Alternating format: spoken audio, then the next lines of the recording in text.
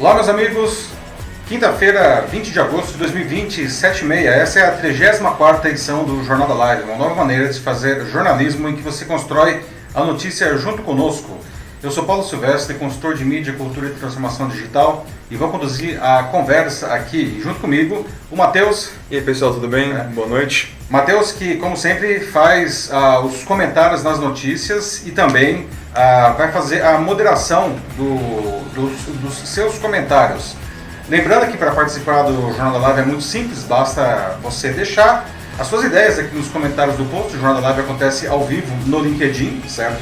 E a gente vai dando as notícias aqui, você vai conversando com a gente, deixando seus comentários, o Matheus seleciona os comentários e nós, enfim, vamos construindo a notícia aqui juntos, tá?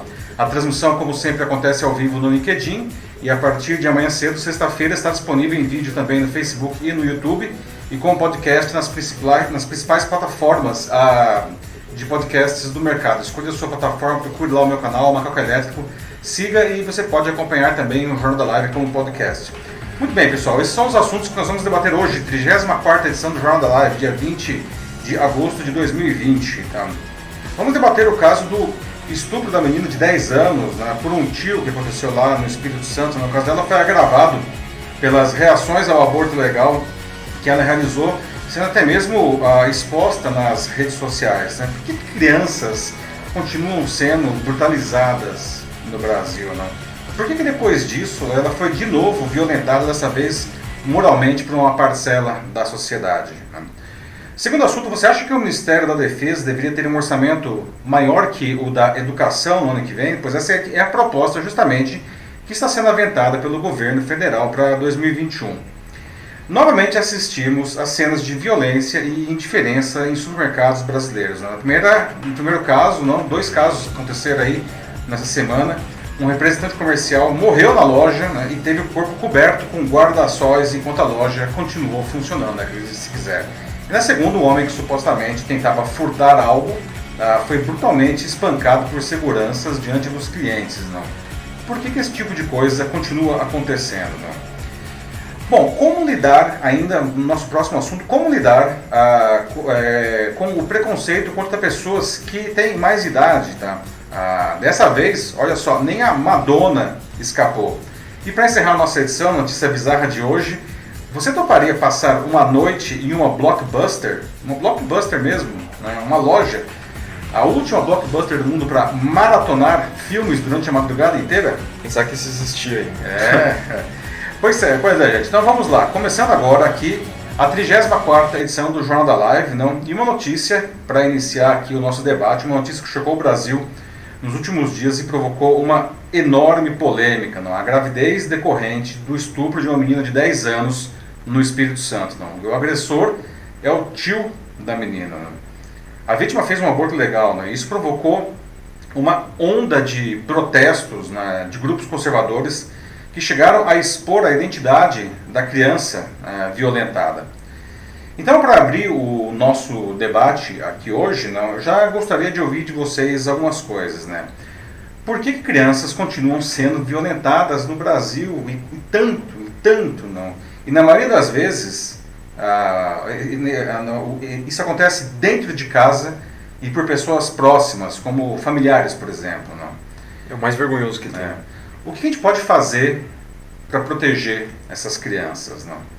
No caso de uma gravidez decorrente dessa violência, como foi o caso da menina aí do Espírito Santo, você é a favor ou contra a realização de um aborto legal? E o que vocês acham do movimento contrário que surgiu nesse caso, que chegou a ameaçar os médicos e a expor a identidade da criança nas redes sociais? Bom, o procedimento ele foi realizado nesta segunda em Recife, no CISAM, que é o Centro Integrado de Saúde Amaury de Medeiros, que atende a casos como o dessa vítima, que aparece aí na foto. Infelizmente, o caso da menina de São Mateus, que é uma cidade de 130 mil habitantes a 183 quilômetros da capital do Espírito Santo, não é um caso isolado, infelizmente. A cada hora, 4 meninas brasileiras de até 13 anos são estupradas, de acordo com o Anuário Brasileiro de Segurança Pública. A maioria dos crimes é cometido por um familiar. Em 2018, o último dado disponível foram mais de 66 mil estupros no Brasil, 53,8% de meninas com menos de 13 anos. Né? O aborto ele é legalmente permitido no Brasil em 3 situações. Em caso de risco de vida para a mulher causado pela gravidez, quando a gestação é resultante de um estupro ou se o feto for anencefálico. A vítima de São Mateus, a menina de 10 anos, ela se enquadrava nos 2 primeiros casos. Bom, o tio da menina de 33 anos, acusado de ser o agressor, foi preso em Betim, em Minas Gerais, na terça-feira. Ele teria confessado abusar da menina desde o ano passado, mas a vítima disse que os abusos aconteciam desde quando ela tinha 6 anos de idade. A menina vive um quadro comum a milhões de crianças pobres do Brasil. Né? Sua mãe ela foi embora, o pai está preso, e o tio a violava em casa quando a avó com quem ela mora saía para trabalhar. Insinuações feitas nas redes sociais de que ela poderia lidar com esse tipo de violência demonstram inacreditáveis traços de racismo e indiferença pela sua classe social.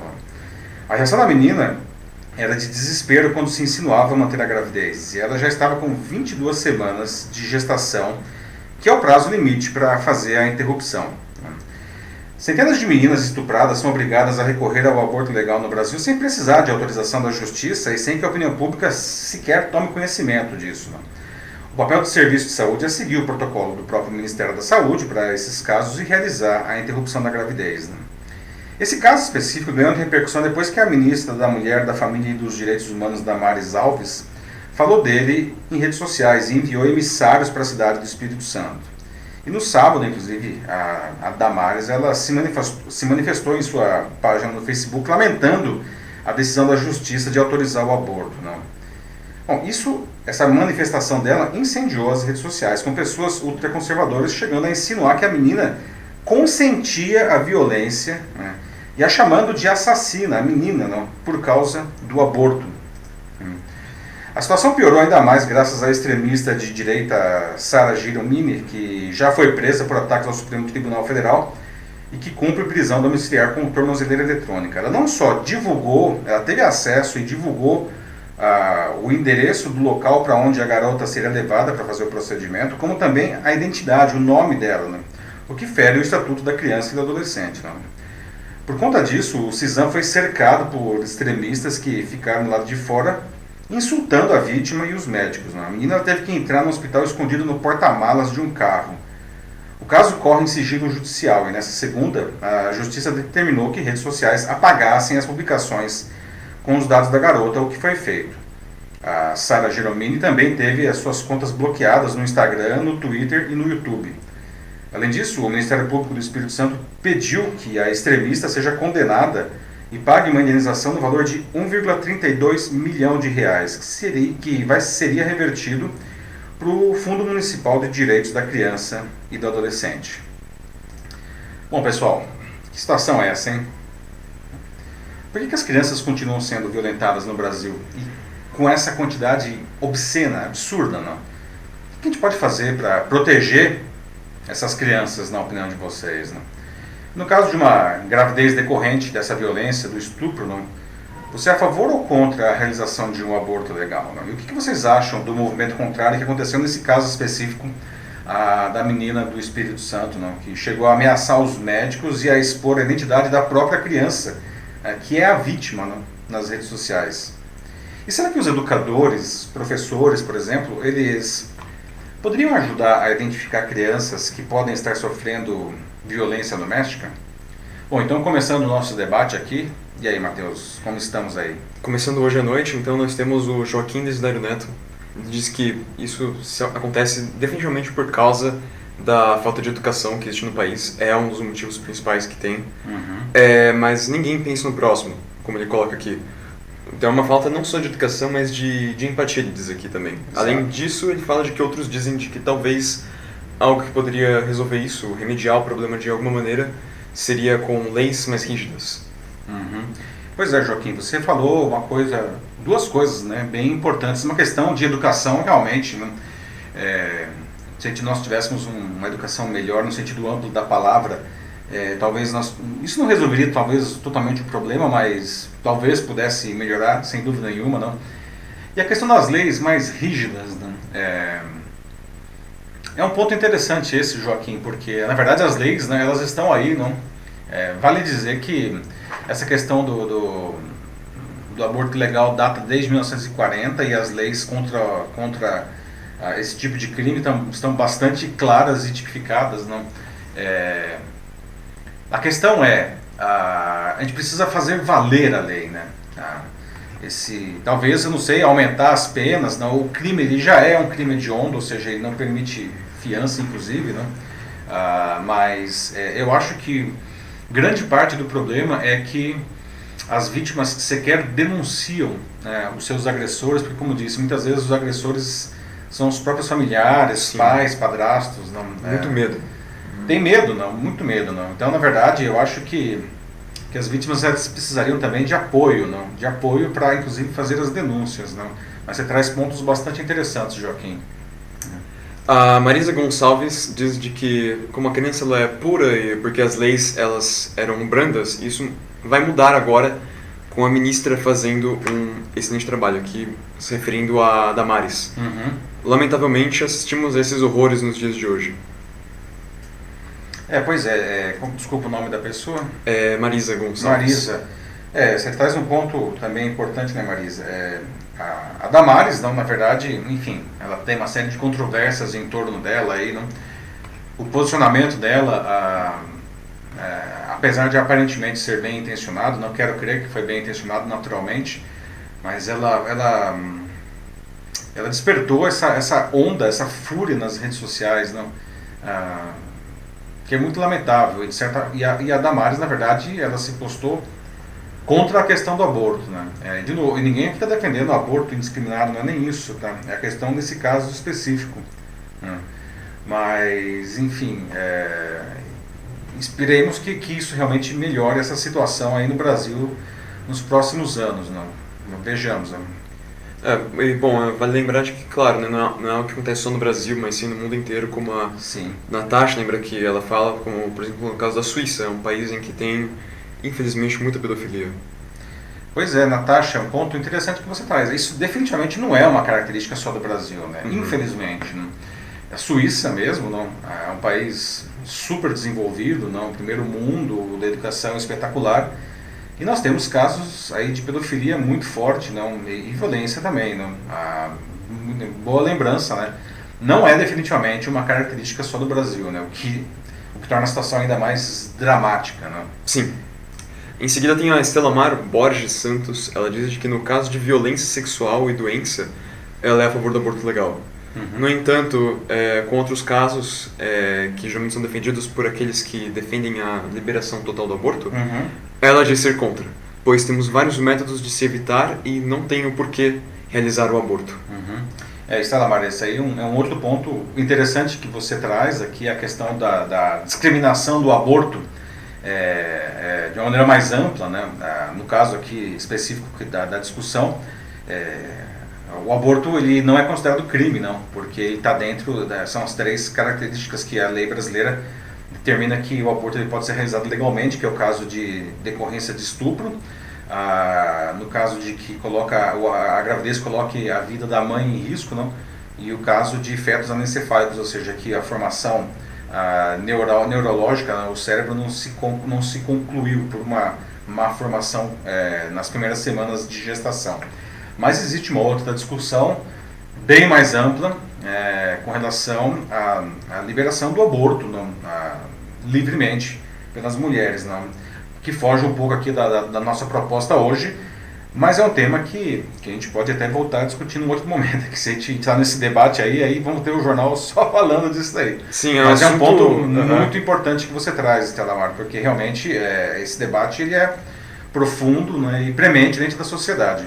Bom, eu estou vendo aqui várias pessoas falando sobre de que uma das causas, né, principais é a falta de assistência social, né? Sim. Como a Dilma dos Santos, por exemplo, ela coloca, né, de que é uma falta gravíssima, né, de esclarecimento, início da vida sexual para as crianças, também isso é muito mal explicado Uhum. para elas. Alguém aqui falou também, a Eliane Santana também disse educação sexual nas escolas. A Natasha também pede que mais apoio para as crianças também, de que a lei seja mais do lado das crianças também. Uhum. Então, principalmente em relação à parte da educação sexual que a Eliane falou, eu concordo também. é algo que não está tão bem disseminado assim quanto eu acho que muitos de nós talvez imaginem, né? Apesar de a gente estar no século XXI e tudo mais, aqui no Brasil, não, a educação sexual ainda é bem escassa, assim, até mesmo... Precária, não? Bem precária, assim. Uhum. No meu caso mesmo, eu acho que lembro só, assim, na minha cabeça, de uma aula de educação sexual que eu tive no fim do Fundamental 2, como 8º, 9º ano. No ensino médio eu não lembro de nenhuma aula de educação sexual. E mesmo assim deveriam ser, na minha opinião já agora, várias aulas, né? Não só uma aula normal, como qualquer outra, sabe? O conteúdo que vai cair na prova. Não, tem que ter toda uma conversa com as crianças, E, né? assim, e educação sexual, muitas vezes, Sim. né, ela fica numa questão reprodutória, né? E a gente vê que falta, principalmente, é uma questão de conscientização do que, afinal de contas, significa a questão do sexo, inclusive melhores maneiras de prevenção e tudo mais. Não? Aí a Natasha disse, quem mais? Eu não lembro agora uma das outras pessoas. A Eliane Santana. Eliane, Uhum. não. A Dilma também falou. A Dilma, né? Sem dúvida nenhuma, nós precisamos de mais educação nas escolas, mais educação sexual nas escolas, não? Mas assim, é claro que nesse caso aqui não foi uma questão de falta de educação sexual, e sim de uma violência contra a menina, né? Não há nada que ela pudesse fazer para impedir isso daí, não. Inclusive ao contrário de algumas pessoas que escreveram nas redes sociais que ela seria capaz de se defender, que ela tinha consciência do que estava acontecendo. É uma menina de 10 anos que é violentada desde os 6 anos de idade pelo tio, né? Assim, impossível, em hipótese nenhuma, essa criança teria a menor condição de se defender, ou de, enfim, ou de que ela sabia o que estava acontecendo, ou até a barbárie da barbárie que eu andei lendo até aí, em alguns lugares aí, que ela consentia isso, né? Isso daí Não, isso é nojento. Inominável, assim, né? Como alguém pode escrever uma coisa dessa, assim, não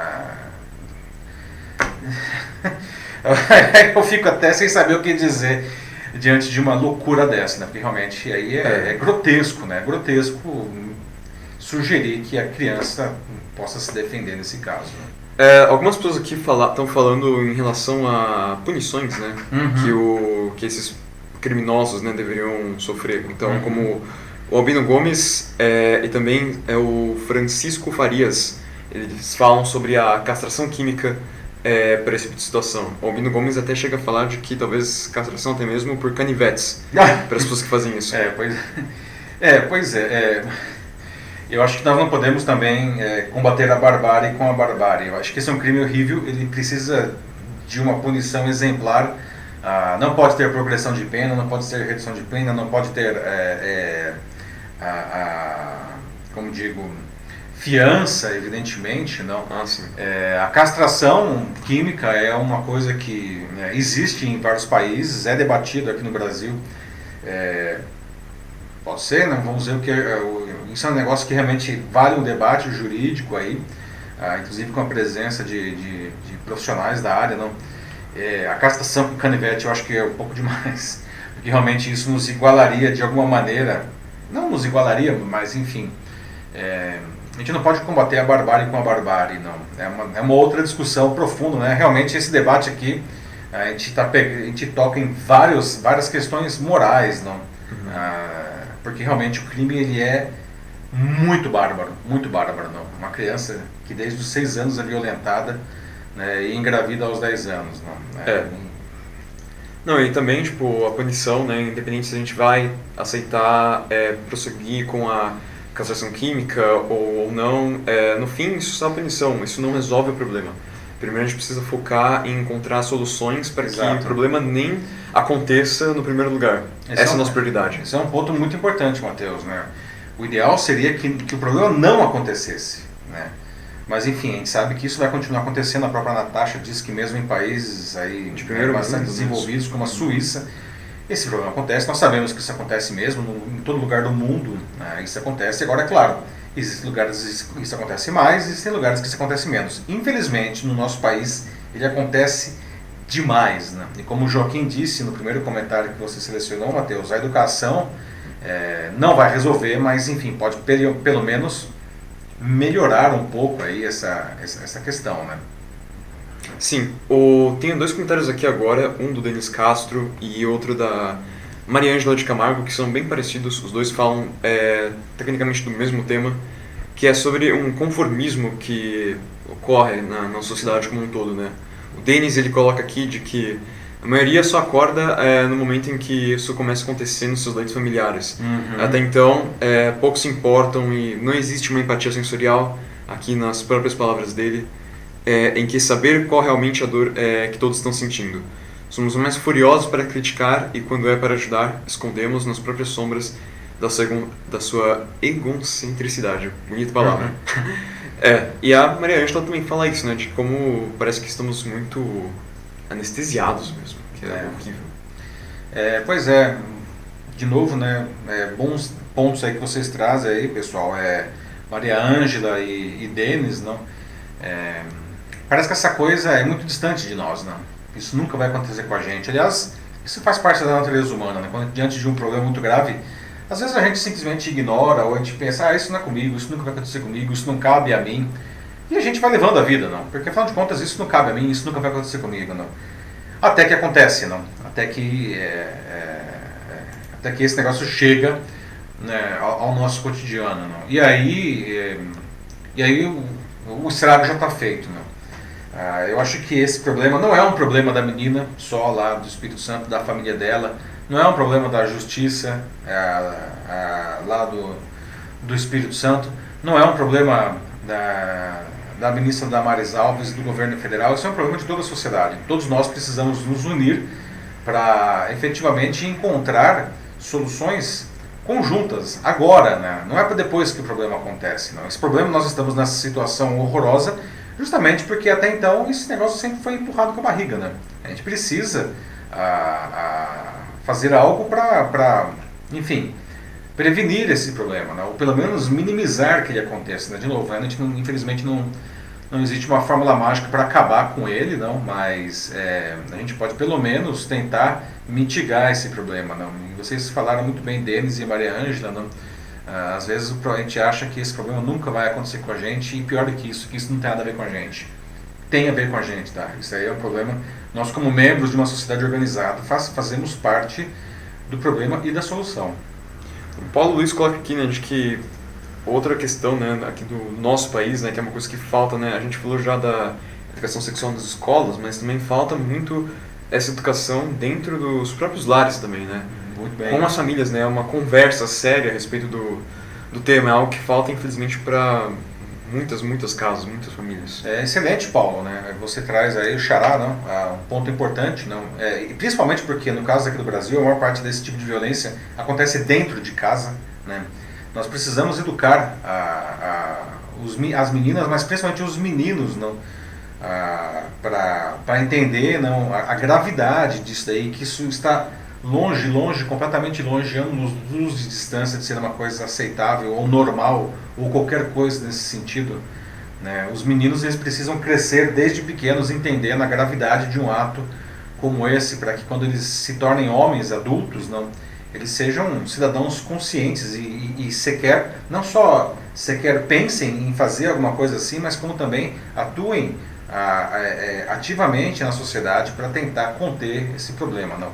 Realmente isso é uma coisa que acontece dentro de casa, né? Nós precisamos trabalhar isso dentro de casa em primeiro lugar. Excelente ponto, Paulo. Uhum. O Albino volta aqui, o Albino Gomes, mais uma vez falando sobre a castração química, né? Ele fala, né, que ele concorda em parte com o que eu falei anteriormente em relação a isso. Mas ele, mais uma vez, fala aqui, né, de como a castração química ela é, na realidade, fundamental, pois há uma resistência muito alta desde os estupradores que saem da cadeia e voltam a praticar o mesmo crime infinitamente. Ainda nessa nota também, algumas pessoas eu vi aqui que também falaram, bom, várias, assim, tipo, não lembro agora os nomes, mas mencionaram a pena de morte também, para muitas pessoas que cometem esse tipo de crime, assim, entre outros. Claro, né, a reincidência é verdade, Albinos, é muito alta mesmo e, sim, a castração química seria uma forma de você impedir que, obviamente, que esse cara, né, ele cometa o mesmo crime mais uma vez. Que, sim, acaba sendo uma solução, mas ainda assim eu acho que pode ser feito, não sei, né? Eu não sou um especialista, mas ainda acho que a nossa prioridade deveria ser na educação. Concordo. Assim, evidente, o ideal é ser que esse problema não acontecesse, como a gente já falou aqui, né? Sim. Mas o Albino traz um ponto muito importante, que é a reincidência, né? O cara ele é preso, cumpre a pena, sai pra rua e faz de novo, né? De novo, né? É terrível, não? Mas a castração química resolveria isso daí, não? E também poderia ser um fator de dissuasão aí para que outras pessoas aí não pensem duas vezes antes de praticar esse crime, não? Um negócio grave, né? Grave, né? A Dilma dos Santos também fala sobre a participação das igrejas nisso, né? De como existe um falso moralismo por parte delas, que interpretam os ensinos bíblicos de forma distorcida e não trazem esclarecimentos aos seus seguidores. Dilma, você traz um ponto muito importante, não? As igrejas aí elas têm um papel fundamental nesse processo, não?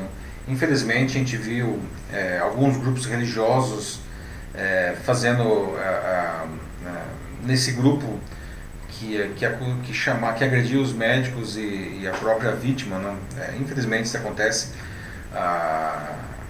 Todas as religiões, e as religiões cristãs inclusive, não, naturalmente, pregam o amor antes de mais nada. Não? Isso não pode ser perdido nunca, a gente nunca pode perder isso de vista. Né? E as igrejas, elas, como você bem colocou, elas têm um papel muito importante nesse processo de conscientização, no mínimo, né? Dessa situação. Assim como as escolas, assim como a família, né? As igrejas elas podem ajudar muito, inclusive a prevenir esse problema. Bom ponto que você traz, Dilma. Vou ler um último comentário aqui, tem vários outros, mas o nosso tempo aqui tá quente, não? A gente está quase 8 horas já, ainda tem outros 4 assuntos para falar. Sim, vamos lá. Vou ler esse último comentário, lembrando que depois, pessoal, os comentários eles vão ser lidos todos, tá? Então, eu fico muito feliz, eu e o Matheus, a gente fica muito feliz aqui de ver todos esses comentários. O objetivo nosso aqui realmente é fomentar o debate, e ainda mais em temas como esse, o debate ele é fundamental, porque parte da solução do problema passa justamente pelo debate. Então, obrigado a todos que estão participando. Mas vamos lá então, Matheus. O último comentário desse debate é da Francisca Ponciano. Ela fala sobre criar nas escolas um auxílio de psicólogas para acompanhar as crianças, assim que os professores notassem certas mudanças no seu comportamento, nos seus comportamentos, né? Então, não necessariamente apenas para casos gravíssimos, né? Como esse da menina do Espírito Santo, mas qualquer outro caso, assim, né? Já que você já tem psicólogo aí, né? Então, por que não usar ele? Francisco, você traz um ponto importantíssimo. A escola ela pode ajudar a identificar isso daí. Existe uma coisa que existe chamada síndrome da criança espancada, que a nossa amiga Adriana, ela até ofereceu, ela sugeriu esse tema no post aqui de escolha de temas do Jornal da Live, não? E a Adriana falou da síndrome de criança espancada, uma criança que passa por isso, não? Que constantemente sofre todo tipo de violência doméstica, não apenas violência sexual, não? Ela tem graves alterações de comportamento, não? Ela se torna mais arredia, ela se torna menos sociável, ela, enfim, está sempre no defensivo. Quando alguém se aproxima, ela tenta se proteger, até fisicamente, não? E os professores, educadores no geral, podem ajudar a identificar essa síndrome.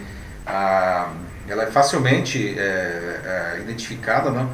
Para ajudar, inclusive, na solução do problema, não? Identificar porque, afinal de contas, a criança está nesse sentido, não? Você menciona a questão aí de criar um grupo de psicólogos de apoio, ótima sugestão. As escolas, muitas escolas têm já psicólogos nos seus quadros, não?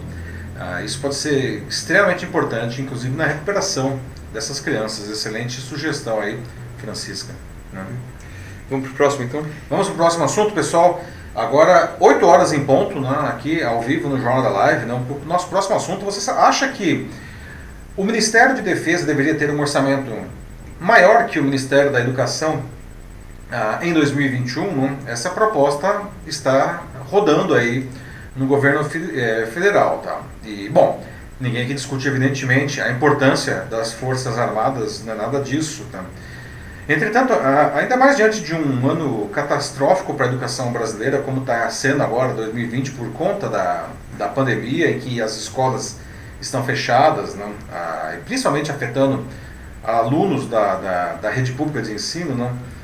Será que não deveria acontecer, enfim, pelo menos o contrário, ou seja, a educação ela ter a sua fatia do orçamento aumentada? Não. Então, segundo uma reportagem do jornal O Estado de São Paulo, o governo federal prevê que o Ministério da Defesa terá 5,8 bilhões de reais a mais que a educação no orçamento de 2021. A proposta está nas mãos da equipe do Ministério da Economia agora, né? E ela deve ser encaminhada até o fim do mês ao Congresso. Segundo a previsão, o dinheiro para a defesa deve chegar a 108,56 bilhões de reais em 2021. Enquanto isso, a verba do Ministério da Educação deve cair de 103,1 bilhões de reais para 102,9 bilhões de reais. Os valores, que ainda não estão corrigidos pela inflação, consideram todos os gastos de cada uma dessas duas pastas, não? Desde o pagamento de salários, né, compra de equipamentos e, enfim, os projetos em andamento. Não? No caso dos militares, isso inclui até a construção de submarinos nucleares, não? E a compra de aeronaves. A assessoria de comunicação do Ministério da Defesa chegou a emitir uma nota depois da reportagem do Estadão em que ela, enfim, criava uma certa cortina de fumaça, não? E fazia supostas correções na reportagem, mas a verdade é que a nota não desmentiu os números finais que a reportagem trouxe. A previsão no corte nos recursos da educação em 2021 vem sendo tratada no governo há alguns meses. Na semana passada, chegamos até a debater aqui no Jornal da Live que reitores de universidades federais alertam que a possível redução do dinheiro pode inviabilizar atividades das instituições. Não? O governo também decidiu blindar o orçamento da defesa no ano que vem, excluindo a pasta de possíveis tesouradas. Não? Na educação não tem essa restrição. Né? No ano passado, vale dizer que bolsistas de pesquisa já sofreram pesados cortes, o que impactou muitas pesquisas no país, ironicamente um ano antes da pandemia do coronavírus. Né? Bom, todas essas discussões sobre o orçamento ocorrem no momento de disputa interna no governo sobre aumentar ou não as despesas públicas. O Bolsonaro, ele parece que está bem à vontade para, como diz, furar o teto, né? Que é um dispositivo legal que impede que o governo gaste mais que no ano anterior em valores corrigidos. Na terça passada, inclusive, o ministro da Economia, o Paulo Guedes, ele chegou a dizer que o Bolsonaro ele pode entrar em usando termos do próprio Paulo Guedes, uma zona de impeachment se ele furar o teto. Né?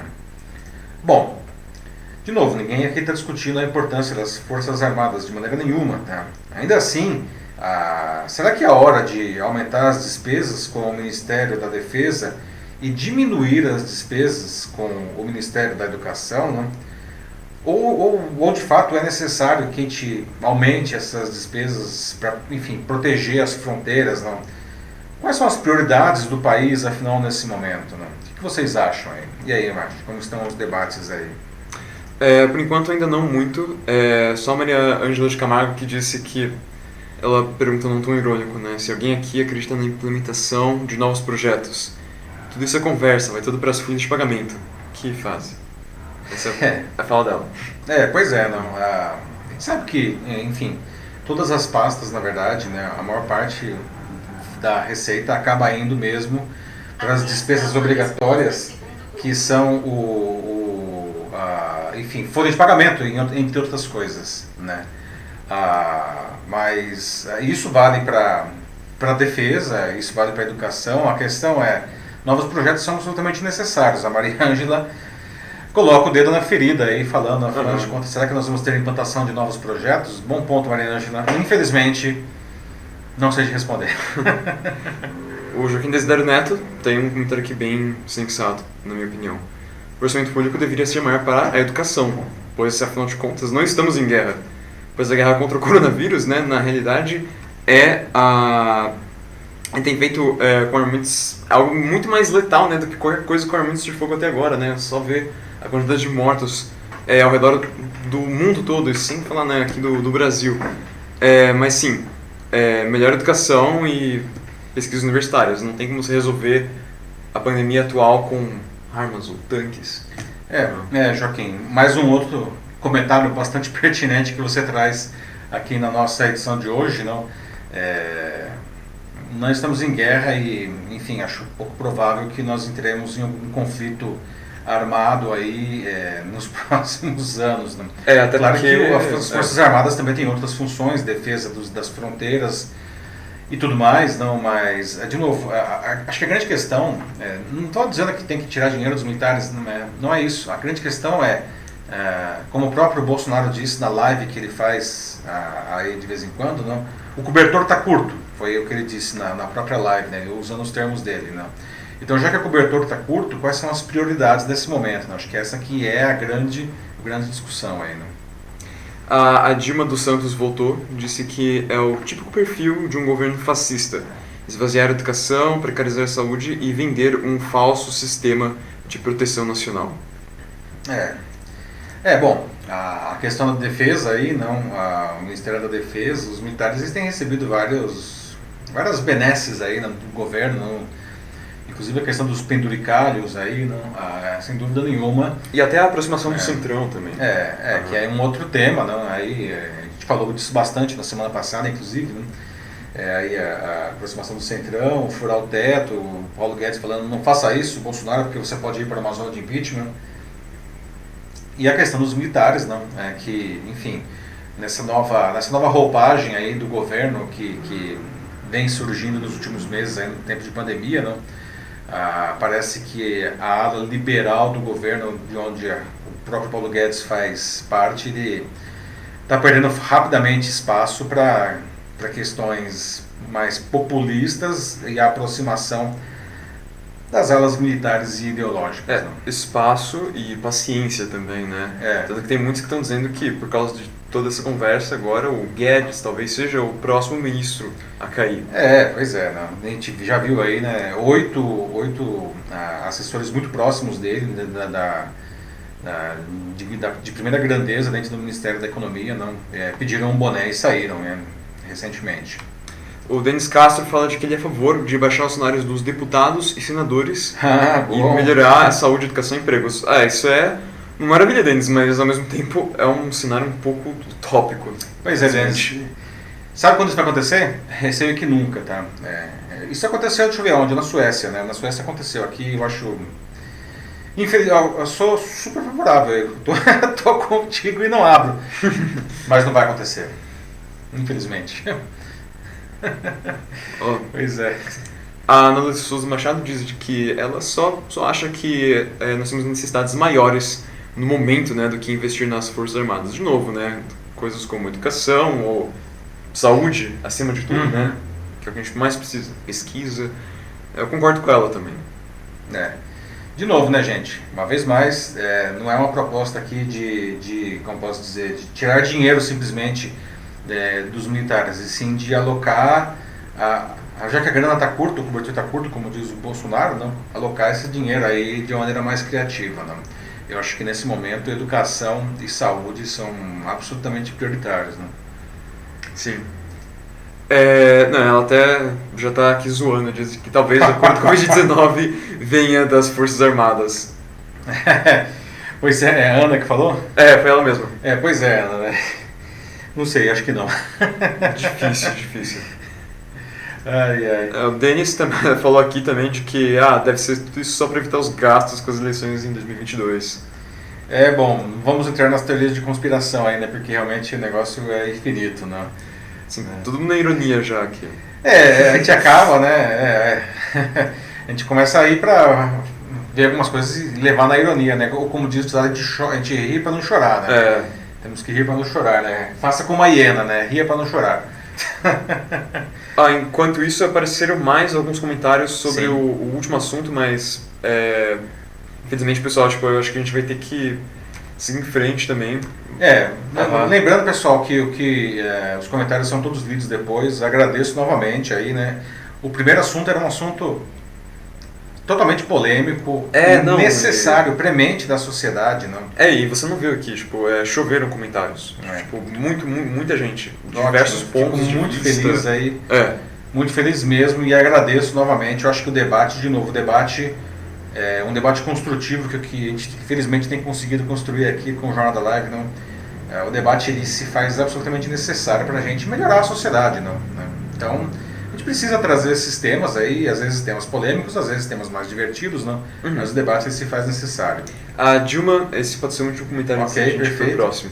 Ela fala de que hoje nós vemos a falácia do veto do aumento de salários dos servidores. Será que os altos cargos vão ficar sem aumento? Pois é, né, Dilma, né? Boa pergunta mesmo, né? Essa é um baita de um debate também. O Paulo Guedes disse já que o país vai ficar ingovernável com isso daí, que é um absurdo, né? Não é possível o aumento dos servidores em 2021. Aliás, vale dizer também que isso tinha sido um acordo, né? Entre o Congresso e o Executivo, não?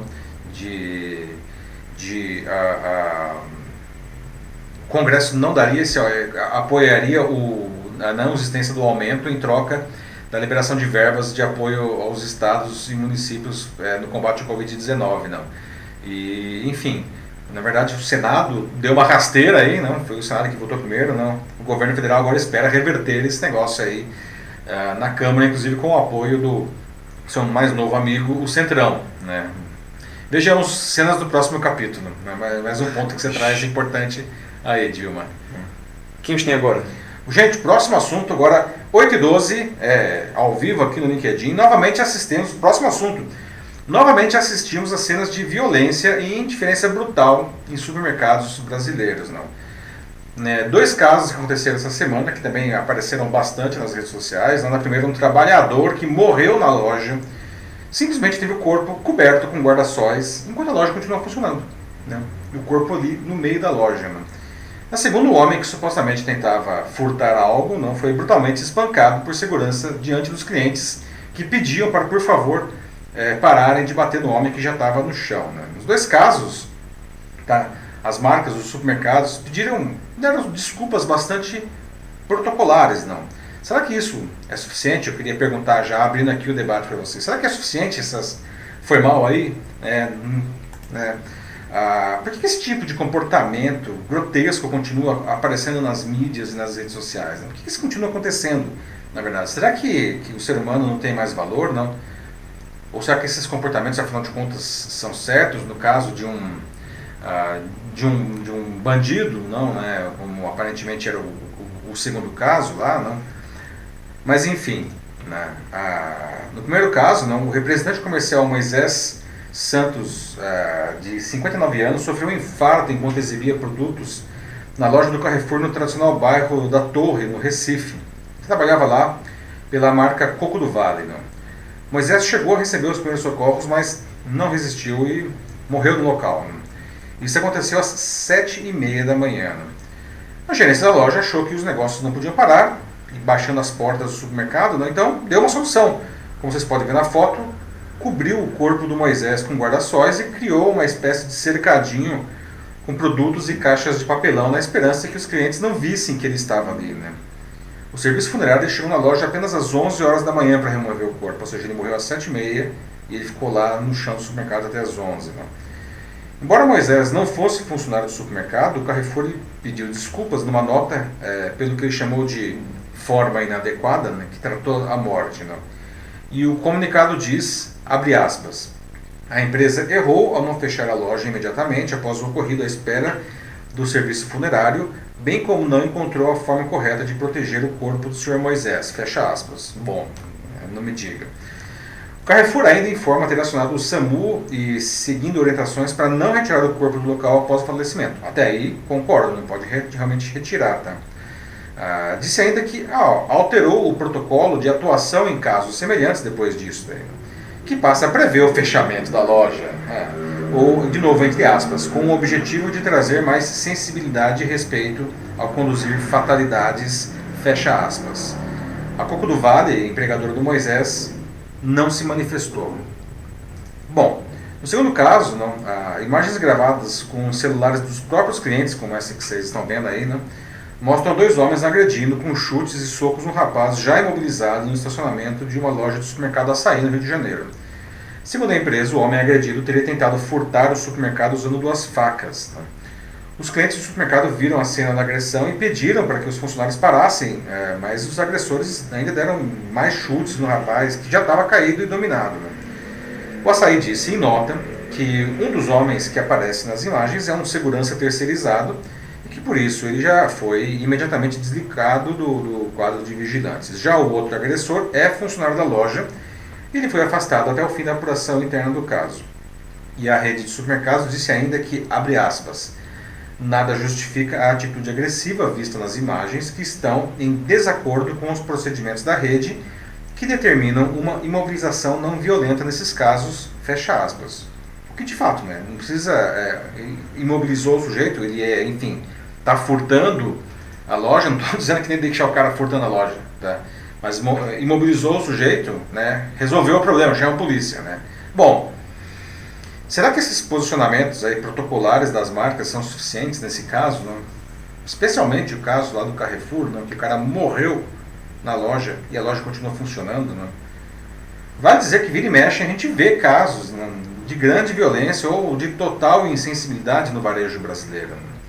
Isso vale para agressões contra pessoas e até contra animais. Não? Talvez vocês se lembrem do cachorro que foi morto por um segurança do mesmo Carrefour, só que em Osasco, não? Em dezembro de 2018, com uma barra de ferro, não? E criou uma grande comoção. Não? Só para citar um exemplo aí que, enfim, me vem à cabeça agora. Não? E aí, bom, muitas desculpas, muitas ações, né? E o problema se repete de novo, de novo e de novo. Né? O que a gente tem que fazer para que isso pare de acontecer? Né? Por que isso acontece, na verdade? Será que a vida humana não tem mais valor? Até dos animais? Enfim, o que acontece? A Dilma dos Santos fala de que essa é a banalização da vida, né? Mais de 100 mil mortes noticiadas já pelo coronavírus e parece que a vida e a morte elas não têm mais significância para que esse tipo de coisa aconteça, como no primeiro caso. De fato, Dilma, né? Parece que a vida, enfim, não tem mais valor, não. Até como trouxe no outro debate aí o Denis e a Maria Ângela, não parece que quando o problema não é com a gente, parece que isso nunca vai acontecer, não. Mas basta que o negócio chegue na nossa porta, na nossa família, para que a gente fale, oh meu Deus, nós temos um problema, não. Você mencionou o caso do Covid, não? Do Covid-19, e é um caso bem emblemático, né? Muita gente acha que não vai pegar aquilo, que, enfim, por algum motivo mágico está imune, não? Até que pega, ou alguém da família pega, morre, e aí fala, nossa, que coisa, não, como assim? Nada como sentir na pele o problema, não? Você traz um ponto interessante, realmente. A Valdirene Cristina fala sobre como essa história, né, tipo, do corpo na loja, né, é completamente impensável, imperdoável e insensível, e ainda mais, né, um pedido de desculpas, como ela coloca aqui, tão tosco quanto a atitude. E ainda nessa mesma linha, né, o Rodrigo Pires, ele fala aqui sobre o cancelamento, né, que é um tema bem discutido também atualmente. Ele fala, então, de que está na hora da sociedade começar a cancelar esse tipo de empresas que não dão valor ao ser humano, só visam o capitalismo selvagem. Pois é, né, Valdirene aí que trouxe que coisa insensível, não? Como assim pensar que existe uma pessoa morta ali no meio do supermercado, não? E não pode fechar a loja, porque, enfim, porque não pode fechar a loja, e aí ainda por cima tenta fazer aquela maquiagem ridícula, para não falar outra coisa, não? Cobrir o corpo com guarda-sóis e fazer um cercadinho, não? É muita insensibilidade, não? Muita insensibilidade, inaceitável, não? E quem foi depois aí? Foi o Rodrigo Pires. Pois é, né, Rodrigo? Certamente, não, a gente pode fazer uma pressão popular, não? É necessário, não? As marcas são responsáveis. Você pode dizer que, enfim, nossa, eu não posso controlar todos os meus funcionários, não? Às vezes o cara se excede, ou ele toma uma decisão equivocada, ou muito equivocada, não? Concordo que é difícil você controlar todas essas empresas, têm dezenas de milhares de funcionários, não tem como controlar. Mas a gente pode pelo menos treinar, não, essas pessoas, né? Seguindo a linha do que o Joaquim disse no nosso primeiro debate, não, a educação, não, ela não resolve o problema, não, mas ela pode pelo menos minimizar a chance de acontecer. Não? Sim. O Joaquim Desidério voltou. Justamente, mencionei o Joaquim e ele apareceu. Ele coloca aqui, falta atendimento aos clientes, pois são os negócios que têm consumidores e o marketing ele nunca funciona nessas lojas em todos os sentidos. Segurança terceirizada e não existem gerentes responsáveis nas lojas mais. Pois é, né, Joaquim? A marca ela é responsável, ponto. Né? Se é terceirizado, não é terceirizado, não interessa, cara. Você é, no mínimo, corresponsável. E aquilo, o problema está acontecendo dentro do seu estabelecimento. Não? De novo, né, resgatando, você precisa treinar melhor a sua equipe para que esse tipo de problema não aconteça. Certo? Sim.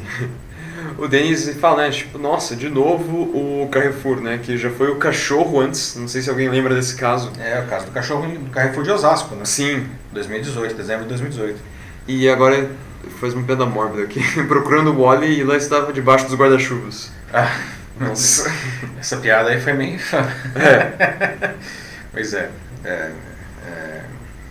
Enfim, imperdoável, né? E foi uma coincidência infeliz a questão do Carrefour, não? De novo ele ser mencionado, não, depois do caso do cachorro lá, e agora essa situação, mais treinamento, por favor, né? E de novo, gente, isso não é uma crítica ao Carrefour, tá? Apesar de ser também ao Carrefour, uma crítica generalizada, não? As empresas são responsáveis pelo que acontece nos seus estabelecimentos, elas são responsáveis pela sua equipe, não? Precisamos treinar melhor os funcionários, não? A Maria Ângela de Camargo fala de que para ela essa é a notícia bizarra dessa edição. Seria se não fosse algo tão... né, terrível, horrível, assim. Horrível. É uma notícia bizarra, certamente, não? É horrível, não? Mas a nossa notícia bizarra a gente deixa para coisas mais divertidas, né? Uhum. Mas certamente essa notícia é muito bizarra. Sim. Né? Vamos partir para o próximo assunto aqui, que é 8h22. Vamos lá. Pessoal, agora nesse nosso debate aqui, nosso próximo debate, vamos conversar sobre um problema que já se vê bastante, tá, no ambiente de trabalho, mas cresce cada vez mais também nas redes sociais, né, que é o preconceito contra pessoas mais velhas. Né? Bom, no mundo do trabalho, né, empresas já há bastante tempo deixam de contratar pessoas com mais de, às vezes, 40 anos, porque acham que elas já estão velhas demais para desempenhar suas funções. Quando o cara está entrando no auge intelectual dele, ele fica velho demais, segundo essas empresas. Né? Fora das empresas, o brasileiro acha que que pessoas, não, com mais idade, enfim, eles se tornam incapazes para fazer muitas coisas. Não? Será que isso é verdade mesmo? Não? Aliás, o que significa ser velho hoje? Não? Você, enfim, que está aqui nos assistindo, não sei nem qual que é a sua idade, mas você se sente velho? Né? Isso tem até nome, tá? Etarismo. Né? Dessa vez, nem a cantora Madonna, que acabou de completar 62 anos, veja só, né? Ela realmente tem 62 anos, escapou. Né? Há alguns dias, a estrela do pop publicou no seu Instagram um vídeo de defesa da hidroxicloroquina no tratamento da Covid-19. Né? E a rede social excluiu, inclusive, a postagem porque ela divulgava informações que contrariam a ciência. Não? Mas já era tarde demais. Não? Seus críticos, incluindo alguns fãs da própria Madonna, não? Já estavam chamando ela de velha, de gaga, e até estavam discutindo o cancelamento dela nas redes. Né?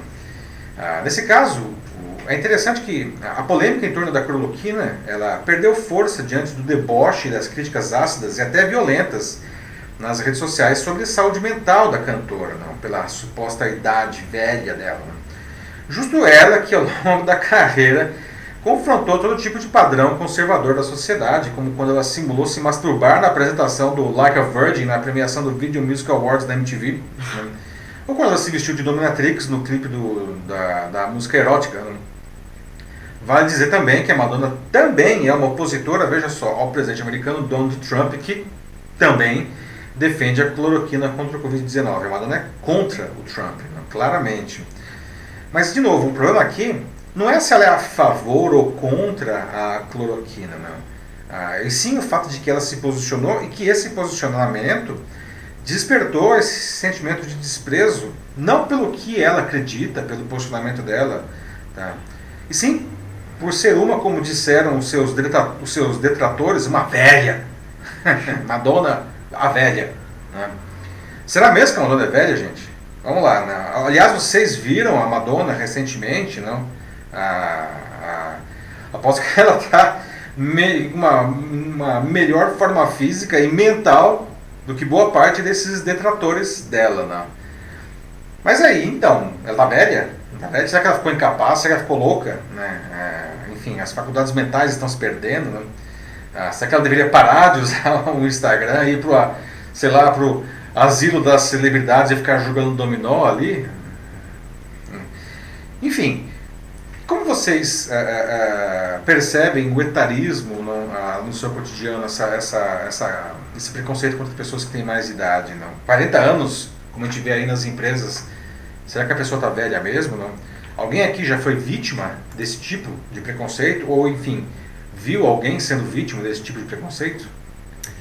Começando pela Natasha aqui nos comentários, ela diz de que a idade não tem nada a ver com o seu interior. Podemos ser mais avançados, né, mentalmente, em idade, assim, e ter um espírito jovem. Excelente ponto, Natasha. Não? Aliás, do ponto de vista de, enfim, maturidade mental, não? A gente entra nisso daí, a gente começa não, aos 40. Não? A vida começa aos 40 nesse caso. Não? A maturidade realmente aí muito bem-vinda. Não? Até no ambiente de trabalho, que está aqui, enfim, está desprezando esses profissionais, né? Infelizmente. Péssimo para eles. A Dilma dos Santos fala, né, de que entramos na onda das gerações X, Y e nem sei mais que letra estamos, agora é Z. E jovens que não sabem cuidar das próprias roupas. Querem dirigir empresas e a maturidade, a experiência e vivência onde estão. Bom, como um jovem, né, alguém que faz parte dessas gerações, isso é um problema mesmo. Concordo, é um problema. Isso é algo que existe assim esse etarismo no campo de trabalho, muito forte no mercado. Muita gente que é mais velha hoje simplesmente é excluída das empresas, né? E não simplesmente porque as empresas estão produzindo menos dinheiro, então eles querem fazer uns cortes nos gastos e então por isso chamam o pessoal mais novo. Não, às vezes, né, o próprio pessoal jovem eles excluem os mais velhos simplesmente por serem velhos, né? Então, não, eles têm ideias muito antiquadas, a gente tem que ter sangue novo aqui, né? Que não é assim que funciona, né? Tipo, ao meu entender, né? Assim, você tem que ter sempre, em qualquer grupo, não importa o que seja, né? Tipo, o que você está fazendo na sua empresa ou no seu trabalho, qualquer coisa. Você tem que ter tantos mais novos, né? Porque eles têm a motivação, né? A energia para seguir em frente, né? E para fazer e dar uma iniciativa às coisas. Mas também tem que ter os mais velhos, porque eles são os caras que têm mais experiência na área, né? Então eles vão guiar os mais novos, além de dar também lições valiosas do passado para eles, né? Porque o passado não é algo que pode ser simplesmente esquecido. Faz parte da gente, faz parte do aprendizado de todos nós. Olha só, agora eu vou ficar cheio de orgulho aqui, né? Concordo totalmente. Aliás, aqui o Jornal da Live é um excelente exemplo de uma combinação de gerações, né? Nós temos literalmente uma geração de diferença, né? Entre eu aqui e o Matheus, né? Pois é, não. E é verdade, eu acho que as empresas, não, a vida, né? As empresas, inclusive, a gente está mencionando aqui, não, a coisa floresce quando você combina a experiência, a maturidade dos mais velhos, não? E eu não sou velho, eu não me acho velho, né? Eu fiz a pergunta aqui e vou responder, não me acho velho, não? A combinação da maturidade, da experiência, né, das pessoas aí mais velhas ou com mais idade, pelo menos, dos seniors, com a energia das pessoas mais jovens. Não? Você ter uma empresa só com pessoas jovens é ruim, porque vai faltar justamente essa maturidade, essa experiência. Não?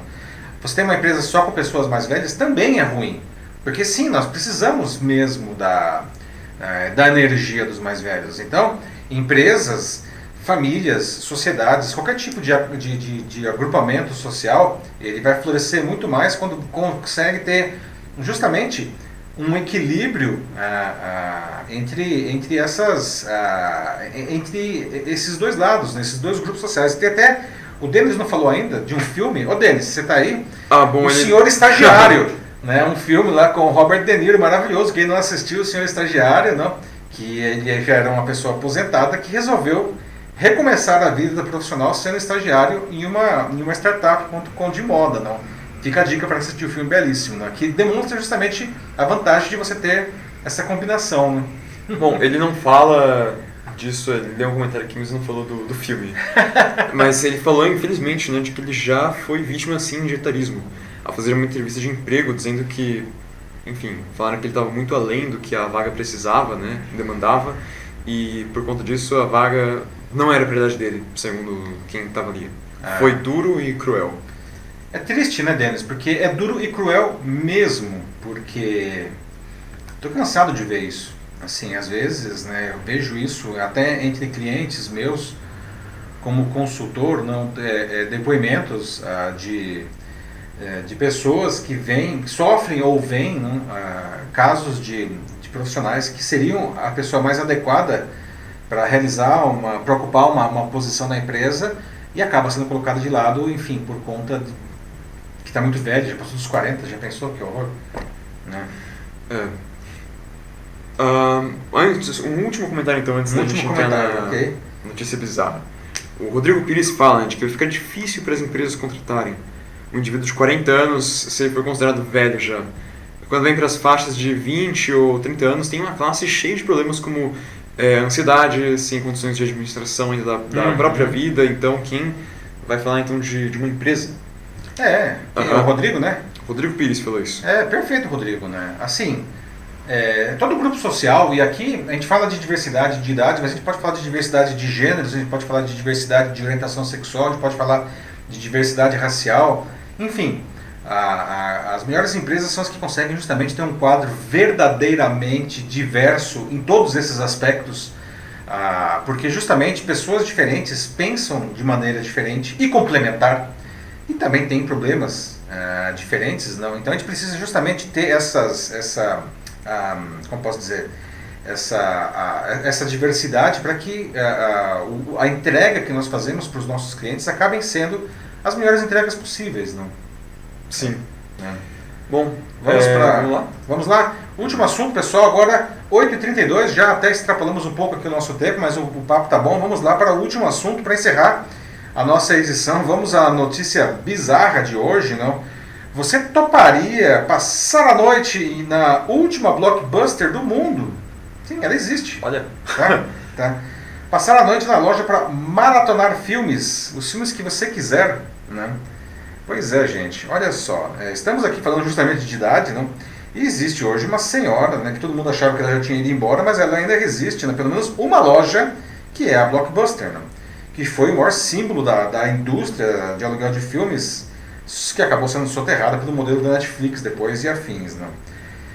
Essa última loja fica na cidade de Bend, no estado americano de Oregon, né? E ela está disponível para residentes para locação pelo Airbnb a partir de 17 de agosto. Eles vão abrir a locação a partir de 17 de agosto. 3 reservas apenas de uma noite, né, que acontecerão nos dias 18, 19 e 20 de setembro e que dá direito a quem reservar, né, e também para um acompanhante. Preço $4 ou R$22. Né? O anfitrião será Sandy Harding, gerente, que mantém a loja e é funcionário desde 2004. Né? Além de assistir a uma maratona ilimitada de clássicos durante toda a noite, vai ser possível comer guloseimas, tomar refrigerante e até brincar com jogos de tabuleiro, não? Sem falar em um ambiente cheio de objetos representativos dos anos 1990. Para quem não puder fazer a reserva no espaço temático, a Blockbuster divulgou uma espécie de consultoria remota por meio de telefone para receber recomendações personalizadas da equipe do locador. Não? Bom, para os saudosistas, não, prato cheio isso daí, né, gente?